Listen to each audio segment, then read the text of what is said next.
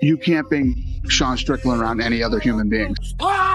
He's fucking dangerous, man. You're a neo-Nazi. The fuck are you talking about? Bro, I went through some traumatic Insanely racist and homophobic. Fucking wild, man. And You've managed to go through being f***ed up to becoming one of the best fighters in the world. Yeah. That's the hard path. He loves violence. He's definitely a screw loose. The most aggressive striker in the middleweight division. I appreciate this. Without you guys, I would probably be a piece somewhere.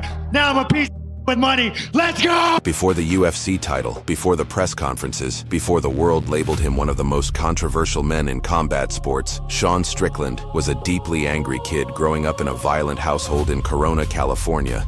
Everything I am, they hate. Everything I say, they hate. it's like Like I have, yeah, it's crazy, dude. I'm sorry, buddy. That's all good, dude. Long before fans knew him as Tarzan, Strickland was living inside an environment filled with fear, instability, and rage. Cannot recall one good memory. Not one good memory as a kid. So you cannot. I wasn't taught how to be a man. I hated my dad. Worst thing about my dad, dude, is like when I was a kid, dude, he was like the monster, dude. He was like the boogeyman. Everything about him I hated. Yes. Everything about him I hated. Every night, dude. His father was physically and mentally abusive, creating a home where tension never disappeared and where Sean has openly admitted he feared for his mother's safety. Worked. They made good money, but we were poor.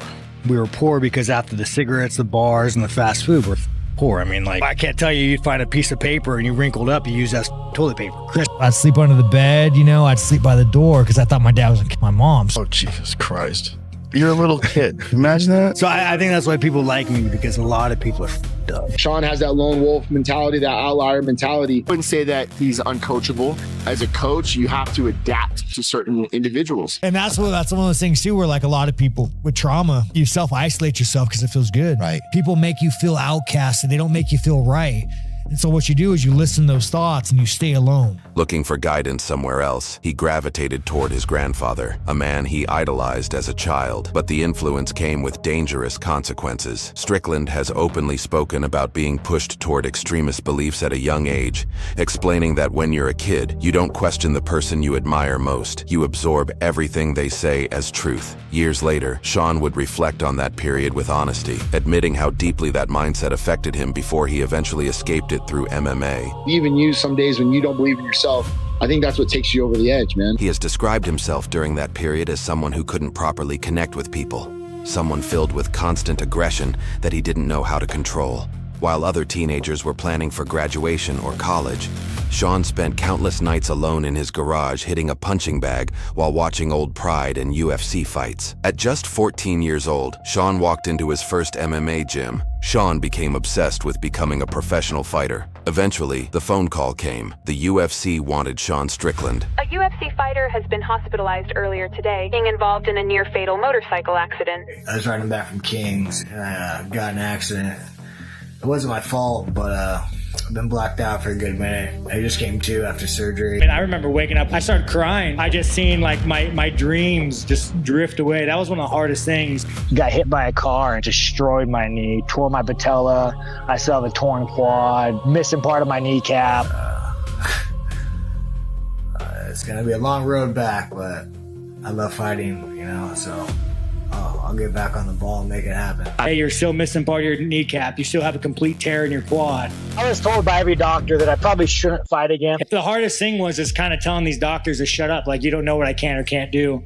After his fighting career was nearly taken from him after a motorcycle accident, Sean Strickland returns tonight. Strickland of 2018 was a very different person. Did you find yourself? Did you become more comfortable? So I came from being a white trash piece of shit. So it's like whenever I got in front of a camera, you look at your peers, you look at the guys at the time who were the champs, you know, and they carried themselves so well and they wore suits where you're like, man, I want to have money. I want to distance myself from who I was. So I really tried to fit that image and I hated it, man. But you know, when you're out there and you're in modes, I mean, I probably should say that. Excuse me, guys. I don't mean in disrespect. We'll bleed it. All right, we'll bleed it. Don't bleed it.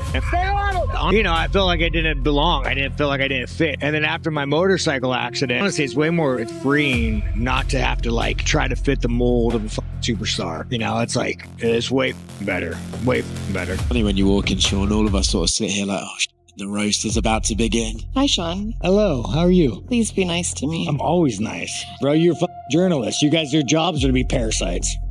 You don't have any fucking insight. Nothing. You know, no offense, you guys. You do these headlines that, oh, Sean made fun of this, Sean made fun of that. Like, you just can't be like, hey, Sean had a good day, he met so-and-so. You got to be like, hey, Sean said something racist, he made fun of his co-main event. Like, that's how you guys get your views, man. Your world is not the real world. You know what I'm saying? Part 1 end. The road to becoming Sean Strickland was never clean, never stable, and never normal. From violence at home, to isolation, to finding purpose inside a brutal gym environment. This was only the beginning of the losses, the controversy, the near career-ending motorcycle crash, and the rise toward a UFC title shot were still waiting ahead. Part 2 coming soon. If you made it this far, stay locked in. This is not just another fighter story. This is Iron Protocol.